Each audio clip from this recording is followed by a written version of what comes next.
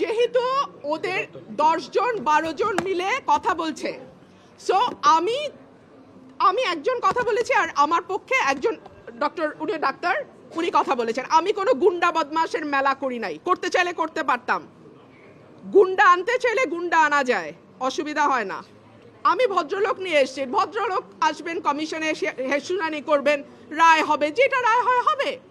কিন্তু তারা যেহেতু গুন্ডা পান্ডা নিয়ে এসছে এবং আবল তাবল বকছে, কথা বলেই যাচ্ছে, আমি লাস্টে একটা কথা বলার জন্য দাঁড়িয়েছি, এবং যেটা 15 বছরে হয় নাই সেটা আজকে হয়েছে। অলমোস্ট আমার গায়ে ধাক্কা দিয়ে আমাকে ফেলে দেওয়ার চেষ্টা হয়েছে। যেই বিএনপির নেতা কর্মীদের জন্য গত 15 বছর লড়াই করলাম, তারা আমাকে এখন ধাক্কা দেয়। তো ঠিক আছে, ধাক্কার বদলে তো ধাক্কা আসবেই, তাই না? সেটাই হয়েছে।